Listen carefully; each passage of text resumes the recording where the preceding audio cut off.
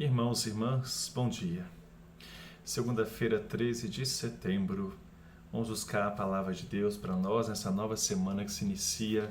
O Evangelho é de São Lucas, capítulo 7, versículos de 1 a 10.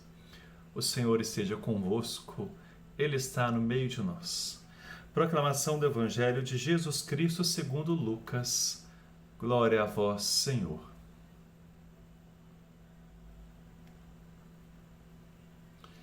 Quando terminou de falar essas palavras ao povo que o escutava, Jesus entrou em Cafarnaum.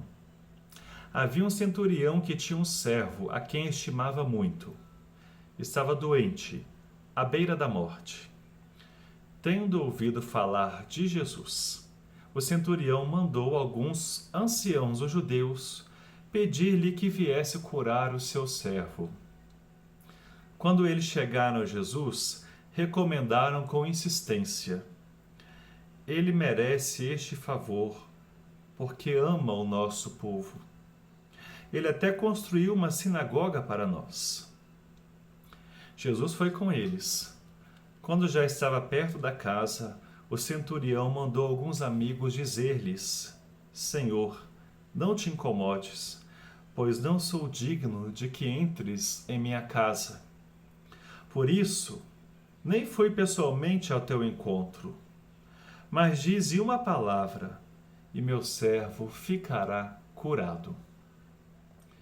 Pois eu, mesmo na posição de subalterno, tenho soldados sob as minhas ordens, e se ordeno a um, vai, ele vai, e a outro, vem, ele vem. E se diga a meu escravo, faze isto, ele faz. Ao ouvir isso, Jesus ficou admirado. Voltou-se para a multidão que o seguia e disse: Eu vos digo que nem mesmo em Israel encontrei uma fé tão grande. Aqueles que tinham sido enviados voltaram para a casa do centurião e encontraram o servo em perfeita saúde. Palavra da salvação.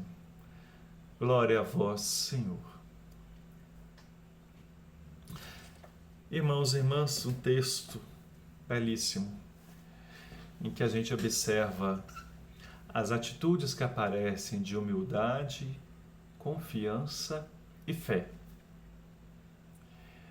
A pessoa de Nosso Senhor Jesus Cristo, de um lado, e o centurião, um não-judeu, um pagão na visão dos judeus. E a gente percebe nesses personagens que aparecem o centurião, que tinha um servo seu a quem tinha uma grande estima, que estava enfermo, possivelmente uma doença grave, e envia uns amigos seus judeus até Jesus para que pudesse vir ao seu encontro e fazer o bem para o seu servo. Então a gente vê aqui alguém que já tinha ouvido falar de Jesus e alguém que passou a ter confiança, esperança em Jesus. Viu ali uma luz para o seu servo, interessante, né?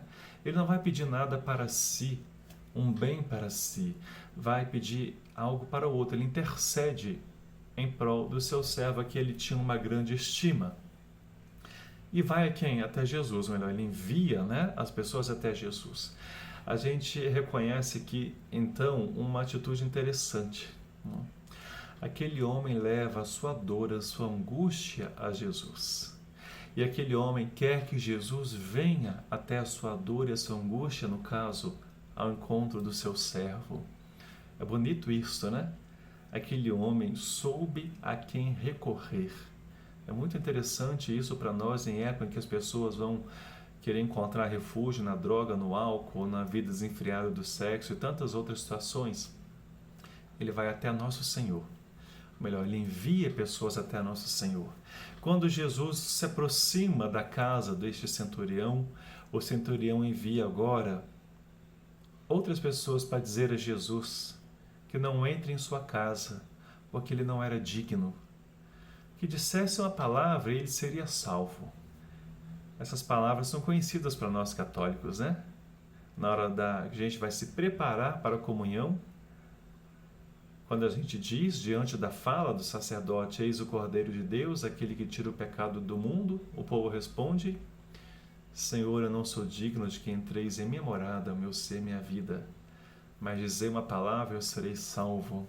Olha, a liturgia pegou para nós essas palavras do centurião e colocou na celebração do mistério da nossa fé e da nossa salvação. Olha a riqueza que a nossa liturgia tem e a base bíblica dela neste momento. Retornando ao texto, então, a gente percebe naquele centurião que ele olhou para si, teve um gesto de humildade muito grande, possivelmente reconheceu-se como um grande pecador e que não era digno de que o Senhor, o Messias, entrasse em sua casa. E aí ele teve um gesto importante de fé na palavra de Jesus.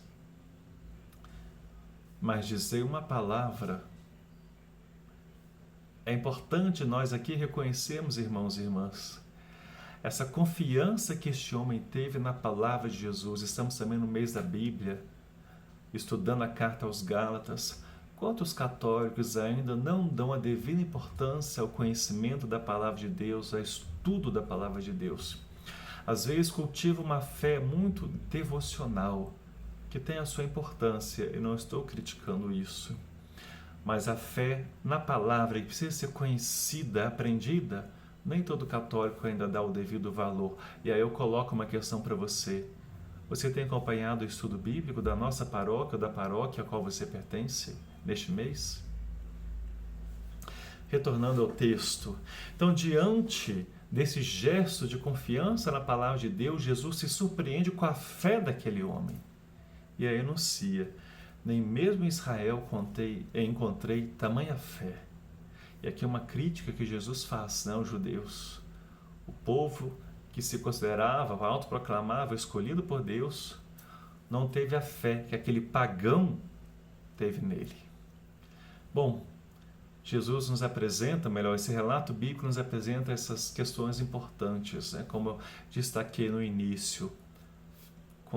Humildade, confiança e fé na palavra de Deus.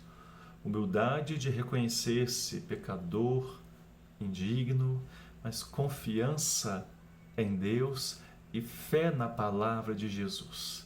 E assim a graça aconteceu. O servo foi curado, mesmo sem Jesus ter chegado lá, entrado na casa, porque a graça aconteceu pelo poder da sua palavra e na fé que o homem teve. Então, irmãos e irmãs, cultivemos essas virtudes que a palavra de Deus nos mostra hoje, Como a palavra de Deus é importante para nós, discípulos de Jesus.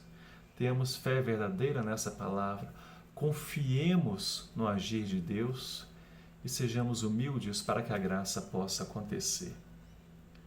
Glória ao Pai, ao Filho e ao Espírito Santo, como era no princípio, agora e sempre. Amém. O Senhor esteja convosco, Ele está no meio de nós. Nosso Deus te abençoe e te dê todas as graças que você necessita, em nome do Pai, do Filho e do Espírito Santo. Amém. Um abraço fraterno, fique com Deus.